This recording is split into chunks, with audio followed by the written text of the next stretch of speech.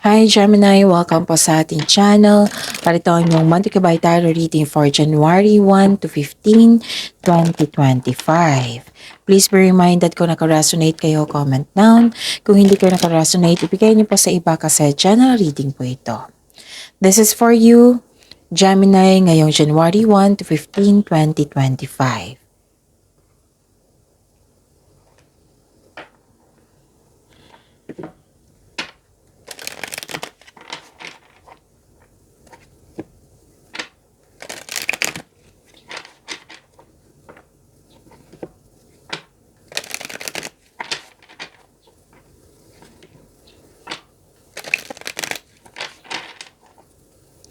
This is for you, Gemini, ngayong January 1 to 15, 2025.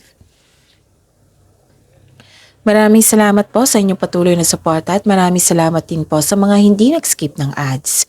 Gamitin ang reading na ito bilang gabay lamang sa mga hindi pa nag-subscribe. Subscribe na po kayo at click bell notification para malaman nyo na may bago tayong video. Para sa mga gustong magpa-reading po, may lumabas dyan sa screen nyo ngayon. Panoorin nyo po at sundin ang instruction.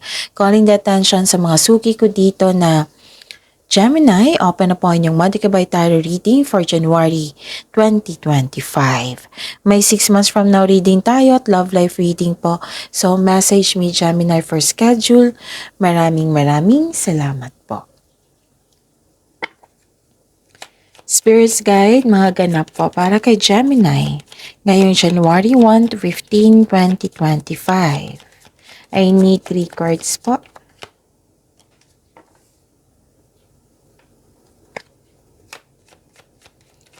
Gemini.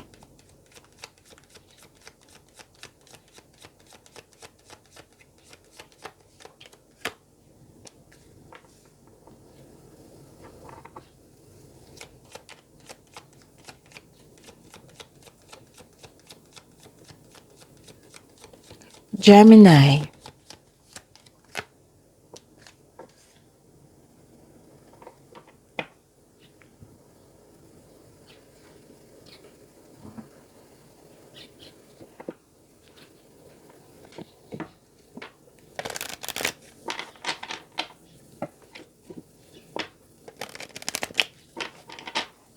Spirits Guide, mga mensahe po para kay Gemini ngayong January 1 to 15, 2025.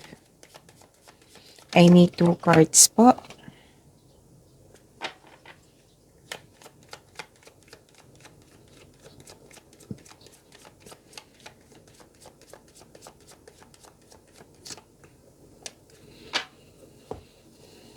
Okay. Gemini, ngayong January 1 to 15, 2025. Nakita ko dito na may naalala kayo na pwedeng nagkaroon kayo ng loss of connection nito. Naalala kayo, pwedeng babae ito. Na nagkaroon kayo ng loss of connection, it might be na panaginipan mo siya or may nagpaalala sa iyo. Ganon. Tapos may nag-harvesting po, harvest time po ito. Wow. Pwede itong binigyan mo ng serbisyo at binayaran ka. Pwedeng sweldo ito. Pwedeng bonus ito. Pwedeng produkto ito na slow moving dati. Ngayon fast moving na. Basta may pagbubunga na nag-harvest kayo. Pwedeng literal ito na harvest. Okay? So, yon. May influence ang isang babae na maaaring siya yung naalala mo. Maaari din siya yung nagbigay ng sakit ng ulo sa'yo or nagbigay ng happiness sa'yo. Tapos, may nakita ko ditong party. Party, reunion, meeting, special event, public event. Pwedeng literal na nangyari. Pwede din na pagpaplano. Wow, prosperity. Maraming transaksyon, maraming pera, parating na pera, na malaking pera. May opportunity na magbibigay sa iyo ng financial stability. Cash flow, maraming transaksyon. Prosperity lies ahead. Wow. And It's time to take action. Posibleng may gusto kayong gawin, may ideas kayo na gusto nyong bigyan ng action, may opportunity na dumating at may sinabi dito na it's time to take action. Spirits Guide, ano po yung energy ni Gemini ngayong January 1 to 15, 2025?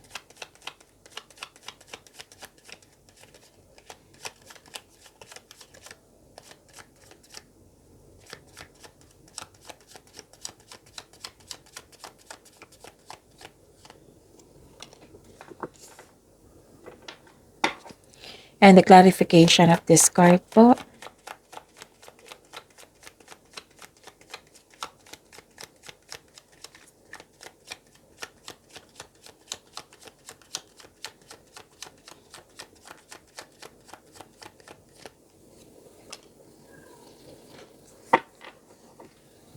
Okay. Sa mga may oras dyan, kung gusto nyo po, panoorin nyo po yung 2025 tarot reading. Uploaded noong December 16, 2024. Hanapin nyo po sa channel natin. Scroll down nyo lang po hanggang sa makita nyo po. So, that is 12 months reading. Okay? Bawat buwan may love reading at career and money reading. So, lahat-lahat na yun. So, hanapin nyo po sa channel natin. Scroll down nyo lang po. Uploaded noong December 16, 2024. So, next is may isa pa kayong video nung December 28 po na upload. Tungkol po iyon sa January 2025 general reading po. Monthly reading. So, panoorin nyo po. Dalawang video na po yung panoorin nyo. Yung 2025 tarot reading at saka yung monthly reading nyo for January. Okay? Kung may narinig kayo or may nakita kayong repeating message, meaning yan ay pinupush ng cards nyo kasi ang ilan sa inyo hindi pa binigyan ng atensyon na kung maaari din po bigyan nyo po ng solusyon at aksyon. Remember, Gemini, at the end of the day, alam mo na ikaw lang taong may kakayahan at responsable na gumawa ng sarili mong katotohanan at kinabukasan. Okay? So, ano yung energy ni Gemini? Inom muna ako ng tubig. Saglit lang po.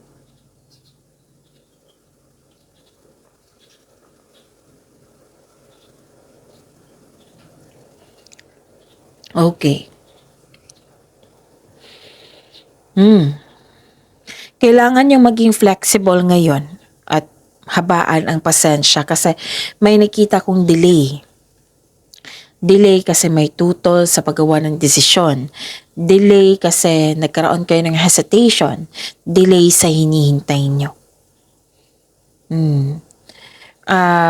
Lumabas po dito sa oracle card nyo at sa tarot card nyo na may disconnection sa isang tao. Pwedeng naalala nyo to or mangyayari. So, it may be frustrating or disappointing pero kailangan mo itong pagdaanan, sabi po ng card nyo. Kasi part ito lang yung learning journey. Kaya nga ang sabi dito, be still flexible and patient is what required at this time. Okay? So, habaan ng pasensya. Kasi learning journey po ito. Okay? At saka may nakita ko dito na malakas ang inyong intuition. Nagkaroon din ng self-knowledge or nag-self-study kayo. May changes, so be ready. Nakatanggap kayo ng wisdom message. And common sense, awareness, nakikita ko dito. May malalaman kayo sikreto mula sa isang tao. Okay? Makinig kayo sa inyong intuition. Kasi may mensahe po. Kung hindi nyo po alam kung paano mag-connect sa inyong intuition, i-search nyo po sa Google on how to connect to your intuition kasi maraming paraan yan. So, ang advice po dito, kasi nakita ko dito parang naghahanap ka ng kasagutan sa inyong mga tanong. Sagot sa inyong mga tanong, solusyon sa inyong problema. Sabi ng card dito, na clear your mind and ask your heart for the answers you seek. Nasa iyo na po daw yung sagot, sabi ng card. So, trust your own counsel first. Okay? Yun. Know that the answers are already within you. Huwag kang umasa sa opinyon ng iba, magtiwala sa inyong sarili. Trust yourself and listen to your intuition. Spirit's Guide. For your and money ni Gemini ngayong January 1 to 15, 2025.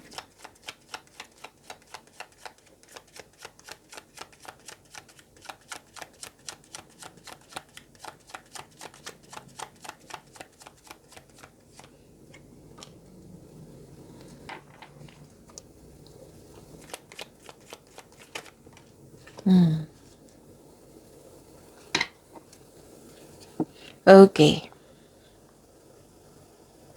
Sa inyong career and money. Nakita ko dito na nagkaroon po ng, wow, this is slowing down. You're exercising patience. Yan yung ni-require si energy cards nyo. Sa career and money nyo, nag-exercise ka sa patience kasi may delay nga.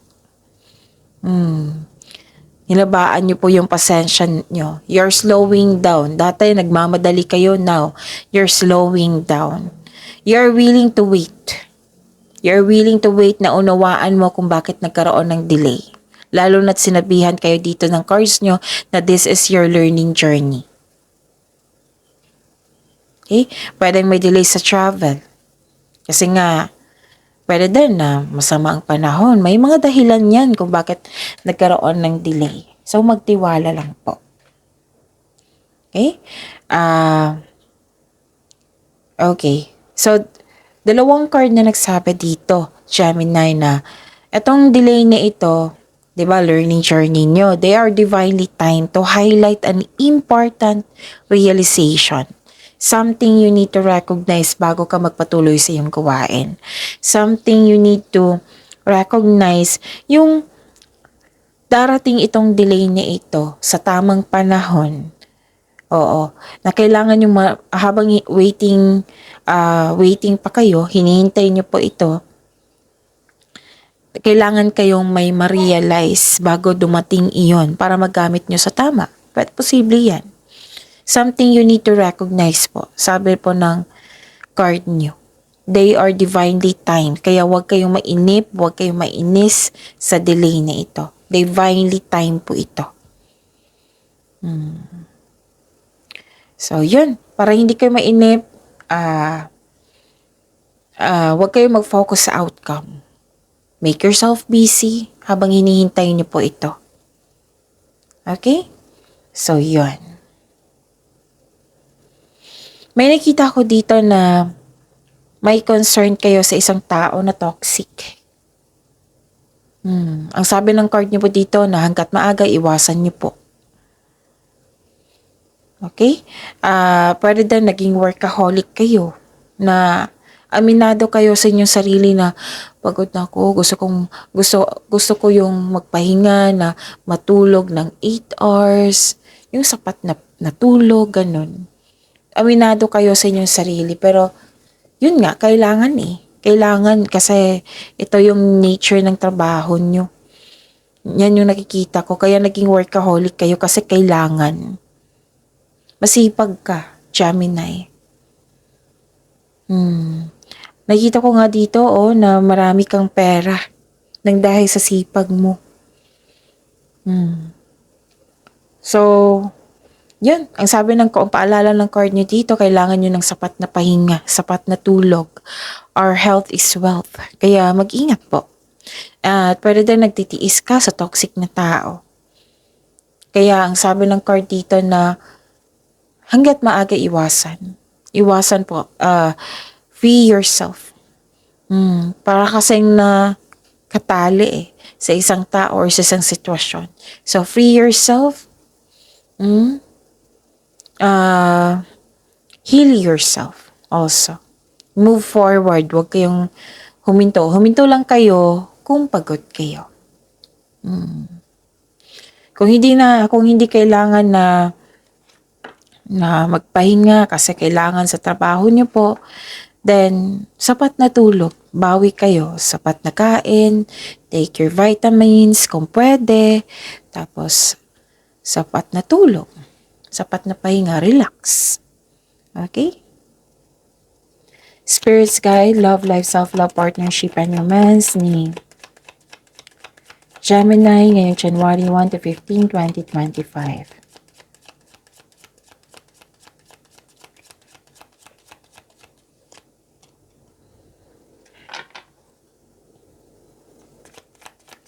The clarification of this card po.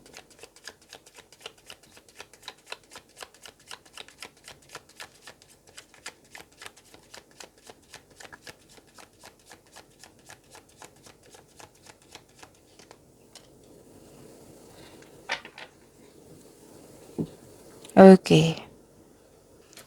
Maraming salamat po sa patuloy na tiwala, suporta sa ating channel. At maraming salamat din po sa mga hindi nag-skip ng ads. Ano ito? Okay. Nakikita ko dito na nahihirapan kang mag-move on nang dahil sa mga nangyaring delay. Kasi may nakita kong delay dito, delay sa travel, delay sa plano, delay sa lipat lokasyon. Parang ganon. 2 card na nagsabi niyan. 3 card na nagsabi dito na may delay. So, yung mga advice dito kanina, i-apply nyo kung pwede. Okay, kasi may divinely time. Kaya nagkaroon ng delay.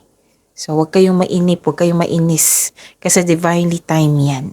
And, pwede din na may naalala kayo sa nakaraan. You have difficulties in moving on kasi may naalala kayo sa nakaraan. Sa mga nangyari na. Pwedeng may nagpaalala. Pwedeng napanaginipan mo siya. Pwedeng may nagpaalala or naalala mo. Nahihirapan ka. So, yun. You have to let go of this past. Okay? You have to live in the present para sa future. Give chance to give chance for yourself. Kunin mo lang yung learning journey mo sa nakaraan. Kung ano yung natutunan mo doon sa mga nangyari na hindi mo basta-basta makalimutan. Kunin mo yung wisdom message noon, learnings doon, para maging aware ka na. Okay? Maging wiser. Okay? So, you have to heal yourself, Gemini. Okay, so it's time to take action, ha? Bigyan niyo po ng action. And at the end of the day, you're willing to wait. Naghihintay ka dito. 2 card na nagsabi dito na may willingness to wait. May nag-sacrifice, yun nga, nagkaroon ng hesitation, yung sabi ko sa inyo. So, this is a repeating message. So, pinupush talaga ng cards nyo. Ano yung gawin? Kung pinupush ng cards nyo, give attention. Kung pwede, bigyan nyo ng solusyon at aksyon. Okay? So, yun. Sa mga single, ayaw mo ng commitment. May ibang maliligaw na friend zone mo. Minsan iniisip mo na sa tagal lang hinihintay mo kay Mr. Right and Miss Right. So, you may decide na it's not worth the emotional investment. Kaya, ngayon, you are focused on your career and money. Sa inyong sarili, mostly sa improvement sa inyong sarili. Gusto niyo mag-mature, gusto niyo magkaroon ng growth and expansion. Whether sa inyong sarili, sa inyong career and money to. Sa mga relasyon sa buhay mag-asawa, may iniisip kayo dito, worth it ba? Itong ilang years na nagstay ako, naalala mo lang, yung gusto mo lang siyang isipin kung worth it ba. So, kailangan nyo ng time for reflection. Okay? Time for reflection. Take time to reflect and surrender to the present moment as fully as you can. Okay? Yung question mo yung sarili mo dito So, take time to reflect. Okay, ano pa? Kailangan lang, nagbigay ka ng pasensya dito. Nagbigay ka ng pasensya dito. You're willing to wait kung ano yung hinihintay nyo. Nag-iisip ka dito pero hindi gumagalaw. Yun ha, time for reflection ay nakabuti sa inyo. Kasi andyan yung sagot, andyan yung pahinga, andyan yung awakening, self-assessment, ma-re-energize kayo niyan. Okay? So, pag-imanin niyo po yung blessings sa binigay sa inyo, Gemini. See you tomorrow. Please like, subscribe, and click bell button for notification para updated po kayo sa daily tarot reading natin. Maraming salamat po.